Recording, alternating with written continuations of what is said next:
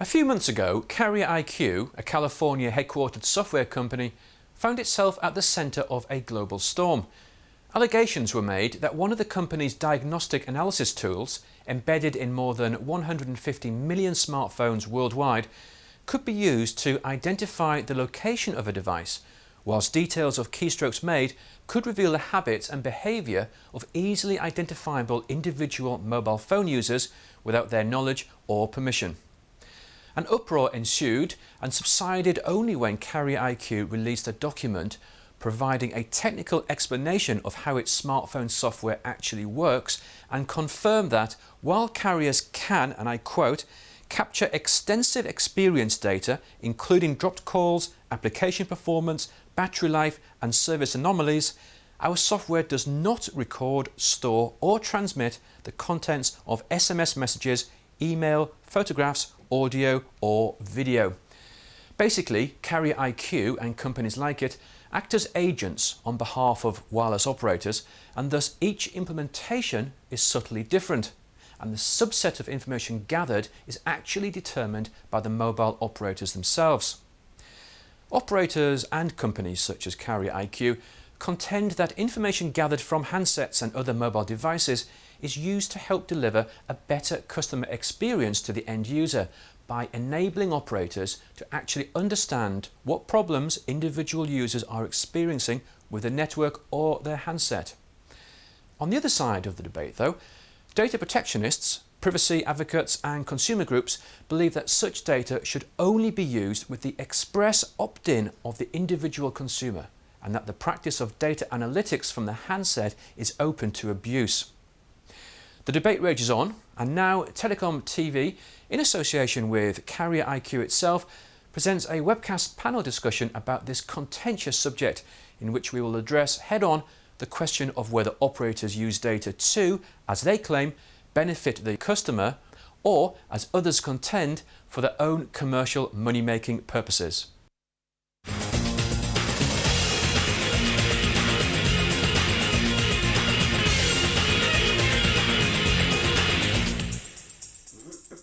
Hello and welcome to this TelecomTV Main Agenda Interactive webcast and panel discussions, coming to you from our studio here in the heart of the City of London. If you're watching us live, it's 3 o'clock in the afternoon of Friday, February the 17th, 2012, and we are about to debate the thorny issue of the data dilemma. The how, why and when of user information collected from mobile phones, what happens to it, and for whose primary benefit it is actually used. We're also going to take a close look at what the rules of data engagement should be, and whose role and right it is to set the parameters. Now, we'd like you to join in the debate as well, so please feel free to participate in our poll. You'll be able to see the polling questions on the screen underneath this video window. And if you'd like to ask a panel member a question while we are live on air, you can do that too. Just type it into the comment box underneath the window, but please don't forget to press the post button to get it to us. Now, we expect this to be a lively debate, so we may not be able to answer all your questions in the time we have available, but we'll do our best. And so without further ado, let me introduce the members of our panel. On my immediate right is Dean Bubley, prolific blogger on the global wireless industry and founder of the consultancy Disruptive Analysis, which focuses on the trends in the communications and information technology sector. On his right is Charlotte Patrick, principal research analyst at Gartner. Her responsibilities include tracking and analysing the strategies of major providers of communication services, with a particular emphasis on the consumer experience. And on my far right is Dr. Mike Short, Vice President of Telefonica Europe. Mike has been an evangelist for mobile technologies and service now from the very earliest days, having been a director of Cellnet, which later became O2, and that was way back in 1989. What he doesn't know about the industry could probably be written on the head of a pin. Let's start with what the expectations of people in the street have about the data that's collected and what's done with it. We went out and we asked 3 questions, and here are the responses to the first. I would hope that they don't use it for any purposes outside of my knowledge or agreement. Normally I think they probably hand over your details and information to third-party companies that might require information so they can sell you products, etc. I'd imagine they'd pass it on to all and sundry. I don't have any problem about them knowing where I am at any particular moment, but I don't have any expectations either that they will do one thing or another. I think people are a bit too worried, like, oh, what are they going to do with it? Because it doesn't really matter. I just expect them to keep track of it and log it. But in terms of any third-party usage, I'd expect them not to use it. They just keep it to themselves, that it's just between us and them, and that they use that information to help me sort out whatever the problem is. So, Mike Short, as the representative of the operator here, what do you make of that? Are their concerns justified, or have they just fallen for media hype? I think any operator view would be based entirely on how does the customer get the range of services that they need. Certainly as O2 here in the UK, we take a variety of customer data points from the network, from billing records, from customer care records, to serve the customer.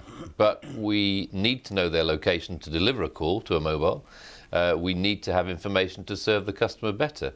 I think we would expect to have a trusted relationship with all our customers, and I think the idea of putting something secretively in place is not what we would do. We certainly wouldn't break the law. We believe only in offering the services we think customers need. OK, thank you. Let's move on to our second selection of Vox Pops now. Under data protection, they have to ask you permission to give it out. So no, I wouldn't expect us to go anywhere else apart from my provider. I'm very concerned about the privacy issue. I don't want my information just be anywhere and everywhere. It's some random service guy, so because I don't really care if he sees my text. It's just going to be like, hi, Mum, and he'll be like, oh, OK, cool. You must have some sort of confidentiality agreement, surely. If it's just where you are at the time and whether the signal is strong, that seems to me not very problematic information to be giving the world, really. I mean, that's fine by me. Presumably you sign something where you agree with them what they're doing with that data. Dean Bubley, should they be worried? I don't think necessarily they should be worried, but I think they should be aware and concerned. I think that we've had enough privacy scandals, both in the UK and worldwide over recent years, to know that sometimes information leaks, and even if the original intent of collecting it is benign, there might be other subsequent problems, for example, if there is a security breach. I also think people vary very widely in how they view privacy. I think people are getting a lot more sophisticated about who they divulge information to and under what circumstances. I mean, most people use Facebook or other social media, but that doesn't mean that all information is available to all people all the time. And I think we're getting more sophisticated as we get more used to it. OK, thank you. Let's finally move to our third question.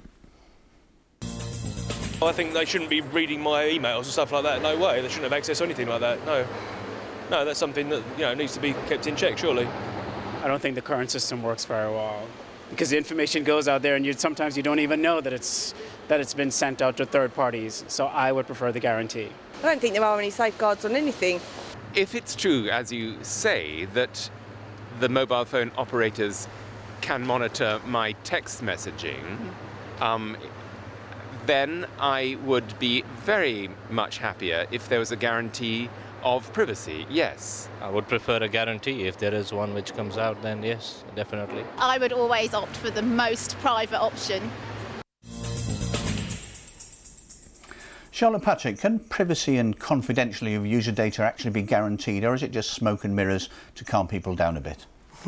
I think it's really difficult. The EU regulators are looking at what can be done, and when you hear them talking, I mean, the sheer internationality of data these days, so the fact that with data going into the cloud, that your data may be stored in a different country, and how do you regulate for that? So the whole thing is really difficult, and it comes down probably to the fact that specifically somebody like an operator is very keen not to do something that might upset the public or create bad publicity, because that's that's part of their brand, and there's all sorts of opportunities to get customers defecting elsewhere. OK, let's move on to the meat of the afternoon. Mike, we've It's been mentioned about the parameters of this and who decides what information goes where. And the point has been well made, I think, that in many cases the operator decides a great deal of this.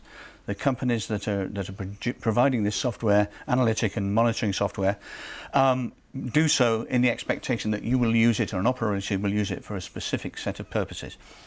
What do you think the role of the operator is in this, and how do they convince their audience, their users, the media and the general public that things are as they should be? I think we need, as operators, to have discussions like this, which explain what we do and what we don't do. I think it's very clear from one of the questions that was posed earlier on that some people assume we might read text messages. We don't read all the text messages any more than the Royal Mail open up every envelope to see the letters inside. We do not do that.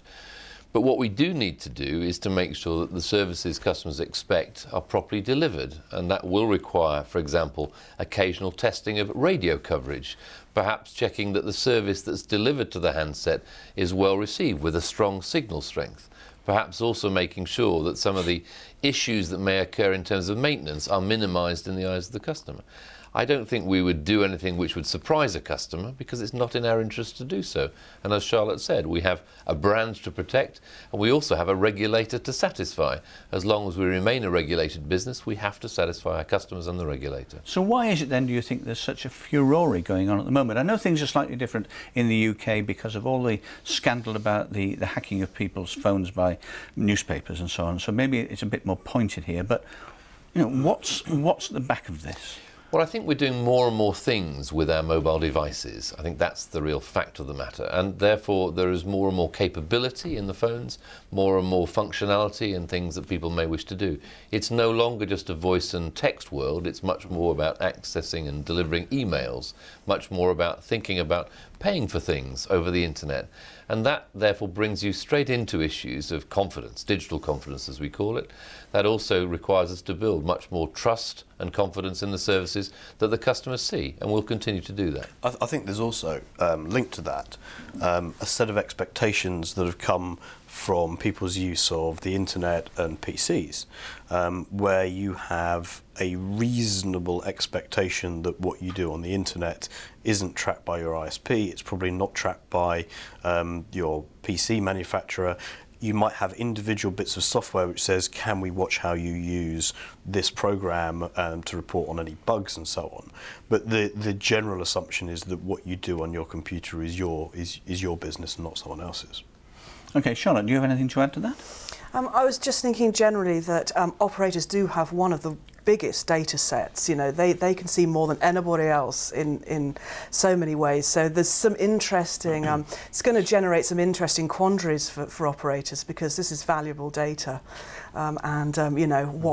What could be sold, what could be used, and I think operators have, of all the parties. I think operators have been watching companies like Google, which obviously monetize user information very effectively, with a certain level of envy.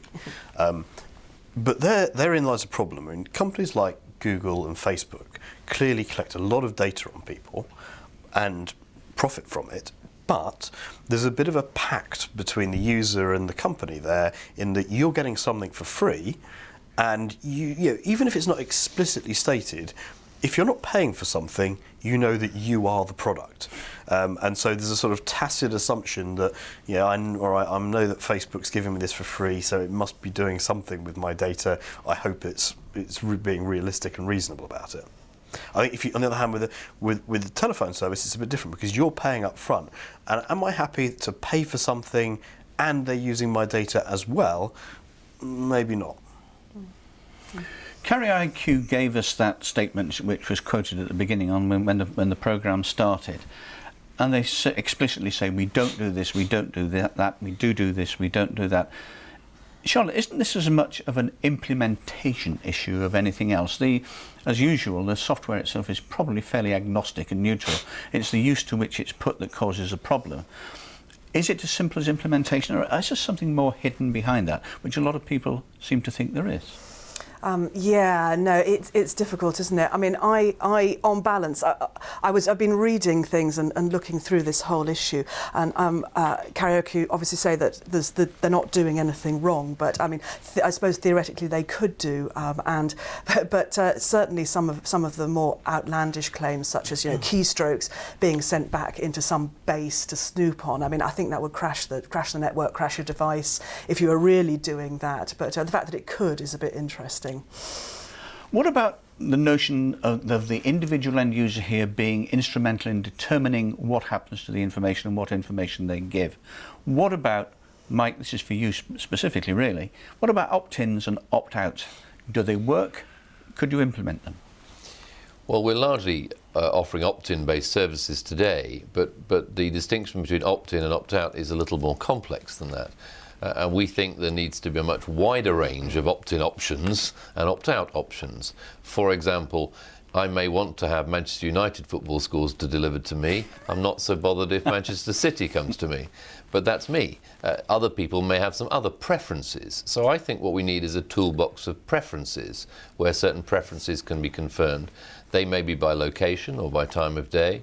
And I think we will gradually move towards that as more and more needs and personalised services are expected by our customers. Dean, what about something like a policy management tool or information actually on the device you're using? Now that's interesting. I mean, from a technology point of view, there's a lot of interest at the moment on helping to run the network better, or to create, particularly for mobile data, ways of configuring your service to a particular set of price plans or tariffs. Some of the solutions for that involve putting a piece of software on the device. And I think that can be very useful, but it's also a tool which needs to be considered very carefully. It might be something which, for example, you have so that your phone tells you, did you know that half of your monthly data allowance last month was on Facebook? That might be useful, and it's interesting information to know. Where it gets more problematic is where the operators try to overuse the control functions of that. For example, either looking at what you do on your home Wi-Fi or business Wi-Fi, for example. There's a lot of interest at the moment in how much of Wi-Fi can be used by the operator to offload traffic. And some of that's very good.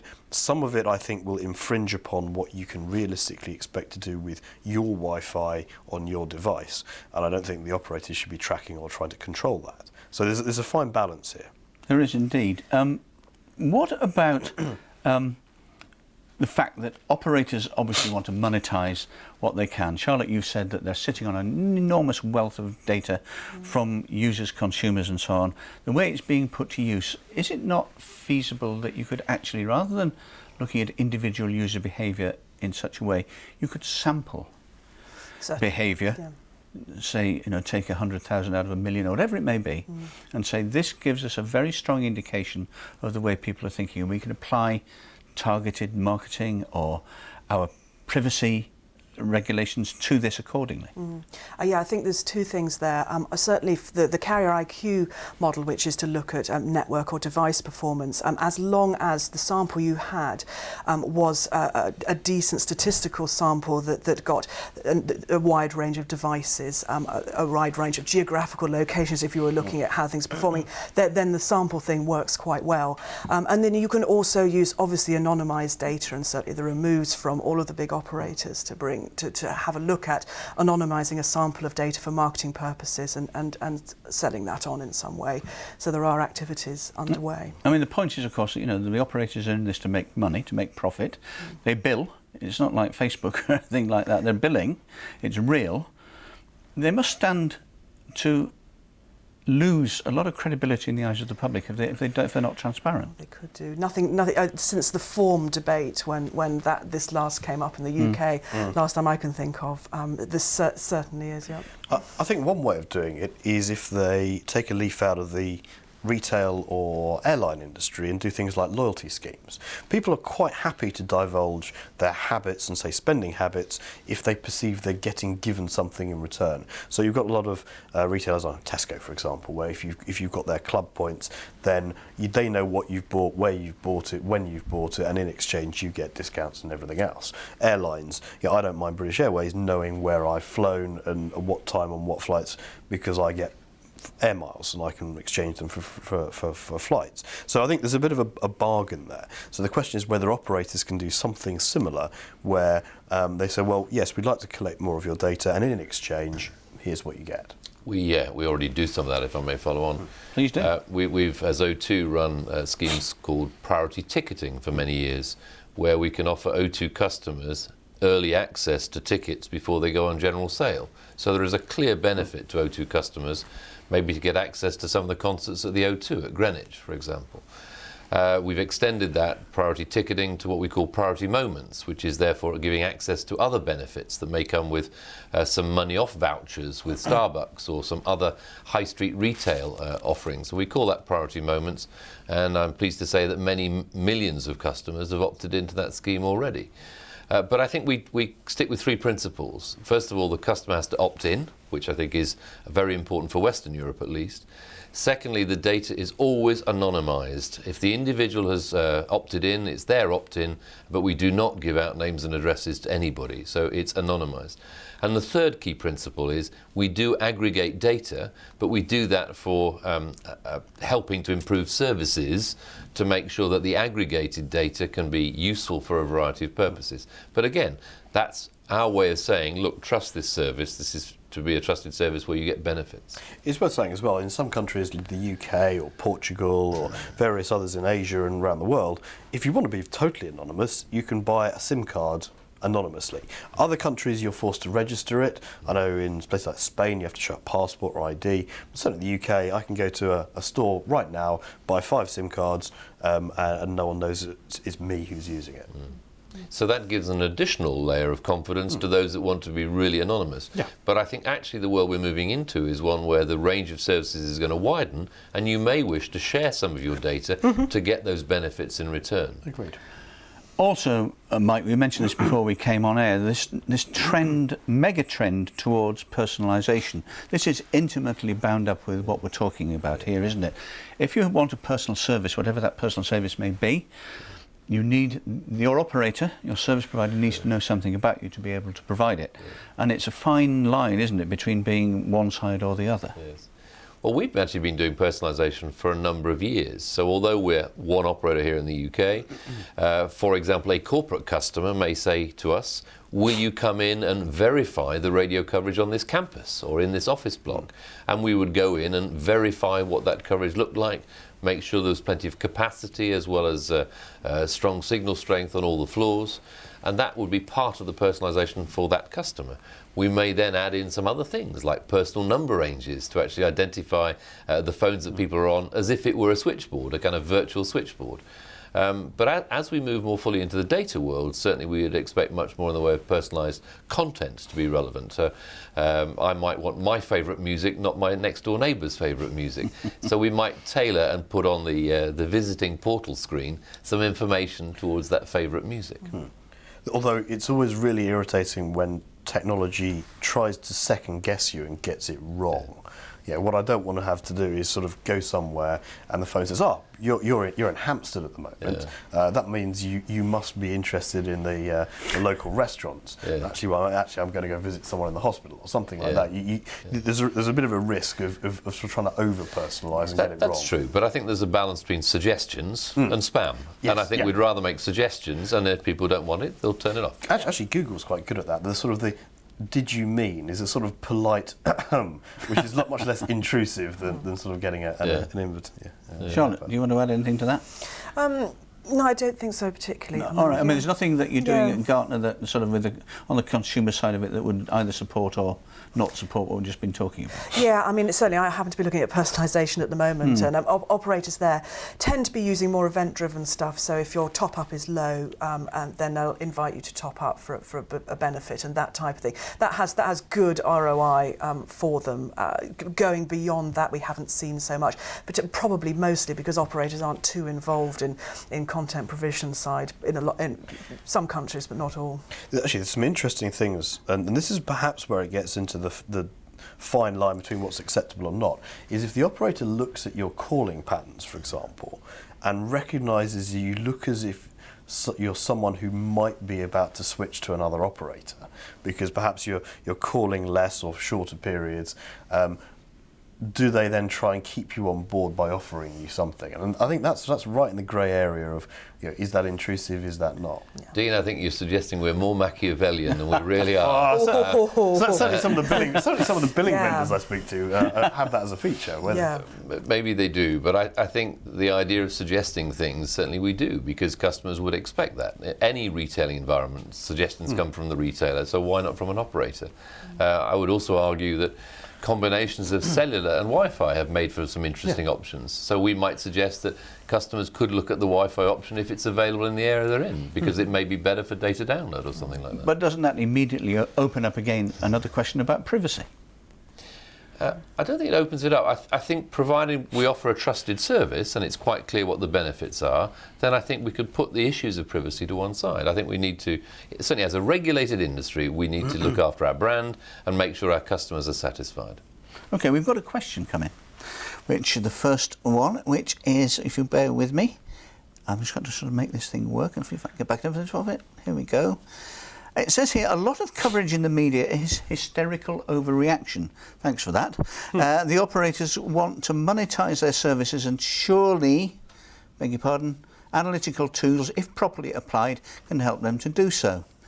And to do it by providing something fairly specific information about consumer behaviour to allow targeted advertising and without intruding on an individual's privacy. We touched on that already. What's your response to that? Is it hysterical overreaction? Well, it's like anything. Of course, in some parts of the media or Twitter or parts of the blogosphere, yeah, sure, you'll get hysteria about anything. You'll get hysteria what people had for lunch yesterday. I mean, but on this specific issue, I think that people, certainly a good proportion of people, are concerned about invasions of privacy, and there have been enough examples of deliberate or accidental releases of data that I don't think it's unreasonable to be concerned. Can I just add that there are some customer suggestions we take on board which I think are also important for improving the service.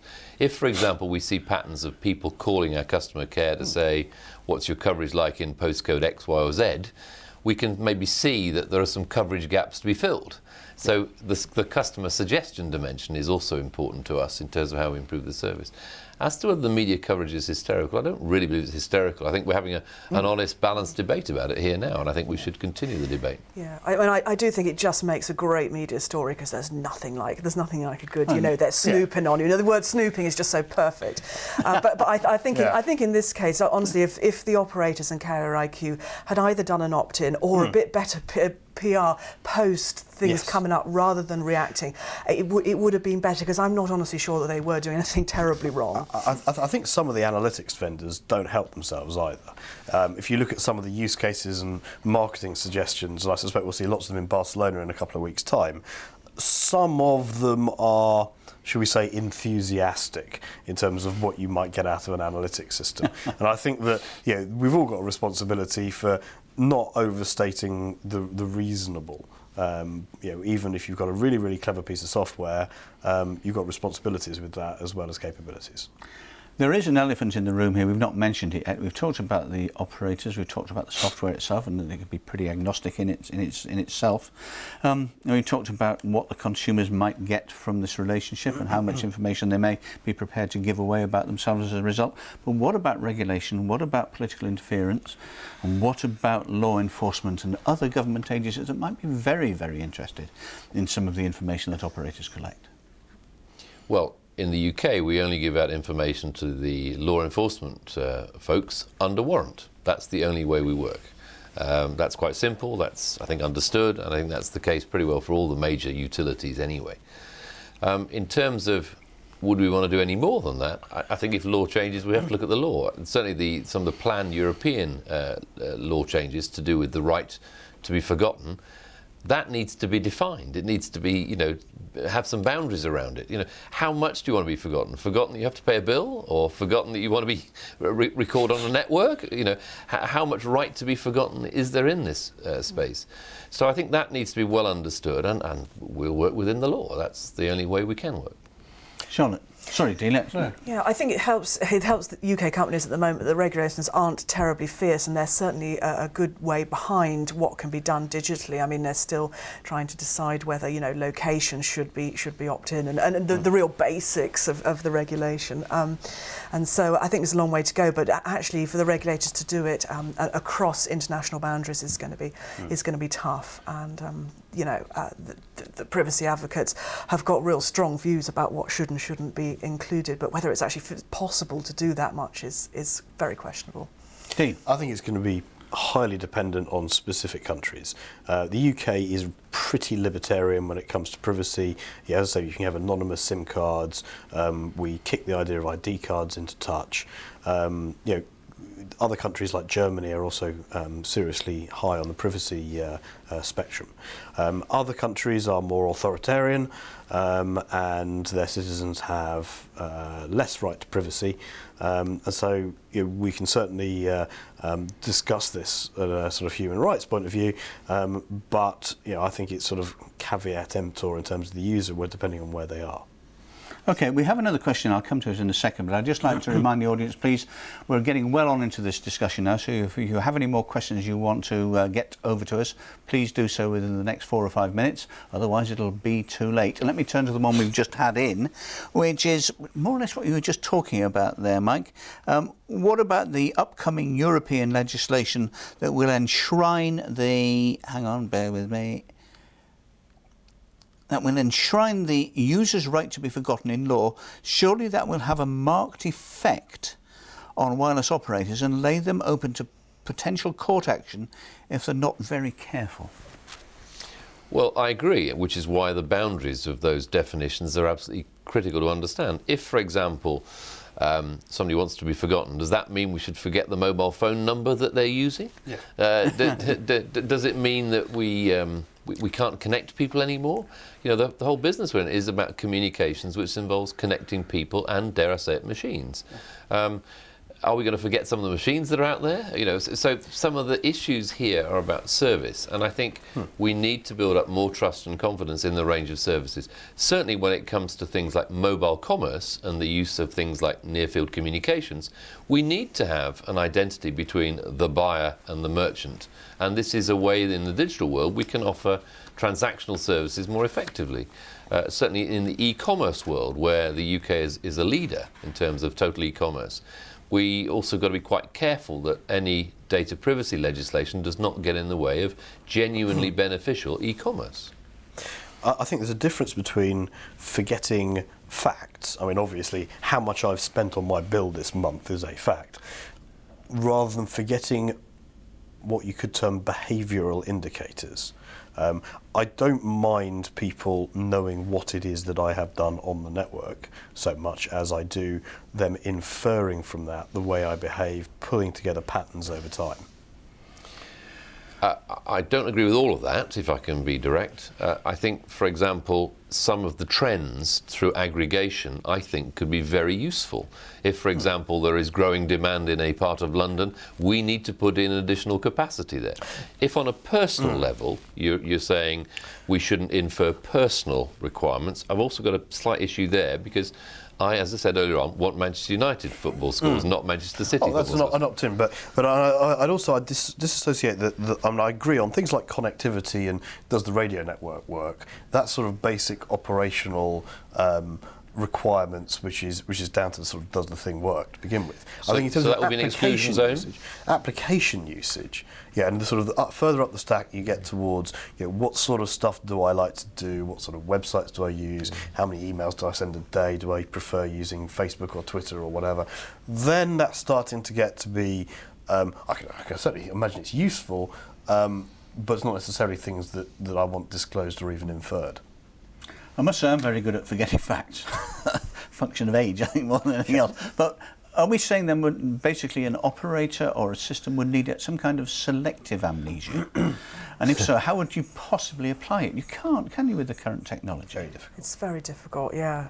I've read some of the discussions going around saying it's going to be hard stuff to do anything about. Interesting though. We'll have to start rounding things off in a moment or two, but it's very interesting, is it not, that a lot of the time it takes a scare, a scandal to bring this out of the woodwork, and many companies have just hidden this away and preferred not to talk about it. And I think it's very interesting following, that Twitter's coming out of it now and saying, yes, we have been collecting information. Facebook, of course, Instagram, the thing with Path last week. And as a result of Path and the furore about that, Apple, this is an Apple app, after all, is reviewing its privacy regime, but it had to be pushed hard to do it. Is it not the fact that these organisations, social networking sites, over-the-top operators, whatever they may be, just need to front up and face up to this and say, look, we are doing this, it's part of what we do. You want to be able to make a call, you don't want the call to drop, you want this to happen, you want that to happen. We need to know about these things to enable that to happen, and if we collect a bit of information along the way, for whatever purposes, commercial or not, if we tell you about it and it's transparent and you agree to it, there can't be much wrong with that, can there? There's an argument that there may be more money in operators becoming a brand known to champion privacy actually for them, and I certainly know I've been speaking to some device manufacturers who are actively looking at whether they can provide some sort of privacy dashboard on the device and to help with privacy. So that could be something that operators pick up if they do it relatively quickly. Okay, we've had, excuse me a minute, bear with me when I just get this. We've also had another question in here, which is talking about location. The network has to know the location of the phone, at least to some extent, in order for it to be called. This information is captured in the billing records, so the only question here is, if this information must not be used for anything else other than internal purposes, which I suppose it is, isn't it? I think in that particular case, that's what we do today. It's used for internal purposes. But I think there's a slightly broader question here about how do we make the combination of technologies, say mobile and the internet, more trusted? So, for example, for the last 4 years, we've taken part in the EU Safer Internet Day, which is actually about how do you offer more tools to assure safety with your internet usage. And it's a very good EU programme that's run in every country in Europe pretty well, and we're pleased to have supported it across all the properties we have in Telefonica Europe. I'm very pleased to say that we updated all our websites to actually say, here is some refreshed customer information about how to be safer on the internet. And to do that across Europe was not easy, but we did it. And we'll continue, I think, to add more information that's available to customers about this whole area of digital confidence and trust, because we do need to communicate that better, and we'll do more. I think one of the examples I would say of best practice here is actually with Apple. On iPhone, it says which of the applications you have installed have access to your location data, and you can switch them on and off individually. And I think for the network, you could have something similar. So I wouldn't mind my operator giving my location data, say, to my bank, so that if I try to use an ATM machine in Romania, I don't get the anti-fraud system of the bank rejecting my card because I forgot to tell them I was going to Bucharest that day. If they could go to my operator and say, is Dean's cell phone in the same cell in Romania as the ATM machine, the fraud likelihood would go way down. I would be happy with it. The bank would be happy with it. The operator might get some money for it. It's all good. But I would quite like to have the ability to say switch on and off location accessibility to my bank versus an advertiser versus Starbucks versus anyone else. good thing about location data from a point of view of privacy is that there's just an enormous amount of it. And so it actually has relatively low return on investment for collecting it for the operators. So in terms of what's actually been done, probably not so much. The industry has all sorts of exciting ideas about what could be done with it, but probably today what's realistically been done with it is probably reasonably limited. We've got one more in. We're going to take this last one, then we'll have to move on because time's running out. It's quite lengthy, bear with me. I've just been trying to read it while you were talking there, Charlotte. There are tools to monitor the internet and collect data about conversation topics, and a lot more users behaviour. Furthermore, users make their information public inadvertently over Twitter and similar applications. Why is it so critical on operators? Is it a matter of obtaining explicit approval from their customers? Mike, that must be one for you.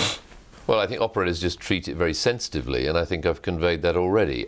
However, we're not the only game in town, and I think every player in the communications industry should play their part, whether they be internet providers, whether they be smartphone vendors, whether they be major retailers. Everybody should play their part. We happen to be more regulated than most because we're a licensed operator, so we treat it very seriously both for our customers and because of the regulation.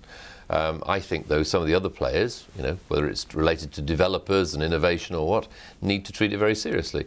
And I think signs, you gave the example of Apple earlier on, and I think that's a good sign from Apple. But there may be room for more to do work in this area. I said I wouldn't take another question, but one more has come in. It's an area we haven't touched on. We'll make it brief, but it's about ownership of the customer and ownership of data and who claims to own what.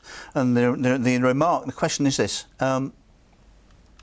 So in general then, how much of the phone or mobile device does an operator actually own? What's your view on what information should be collected and what should be ignored or discarded? I throw that open to whoever wants to answer. I'll have a go at that. Well, the most obvious thing they actually own is the SIM card. I think that is actually their property and you have a license for it. The phone itself probably depends on how you bought it. And if you buy a contract with a subsidised phone, it's probably like any other credit agreement where the actual thing you don't own it until the finance on it is paid off. If, on the other hand, I go to a retail store and I buy an unlocked phone and it's mine, it's like a computer, I put the SIM card in it, the operator owns the SIM and that's it. Okay. Any other points? I agree with that. I think that's a fair summary. I would add that some of the devices that are coming on the market may extend that definition a little bit. So when we start to look at sort of simple modems that might be connecting machines, there may be a bit more to it than that. Yeah, you don't own the whole Coke machine. But No, not the whole Coke machine. I also would argue that some of the services that might be needed by some customers might also change the definition a little bit. You might, for example, want a machine to be repaired or maintained if there's something wrong. So there may be something we have to carry there and own as a responsibility as well. And I might download an operator app, in which case that app may well own the data. So even if I've got a Vodafone handset, I can go and put an O2 Connect or other application on it, and then the data associated with that app depends on the license terms I click when I hit agree. Okay, I've just been told that we've got polling results in, which will be as news to me as much as it will be to you. So we asked the audience, were you aware that operators collect information for your phone or mobile device? 40% of our audience said, yes, I was fully aware. 31% had an idea that was being collected but wasn't sure what it was for, and 29% wasn't aware of it at all. So there we are. Interesting, especially as ours is a very informed audience from mainly with inside the industry. That's very strange, isn't it? Now, the rest of our polling results, which are still coming in, will be published on TelecomTV shortly. That's it, basically. We're out of time. It's been a fascinating debate and one that will no doubt continue to rage within and without the industry for a long time to come. And now all that it remains for me to do is to thank you for watching and to thank my panel, Dean Bubley, Charlotte Patrick and Dr. Mike Short, for their input and for their insight. Until the next time, bye for now.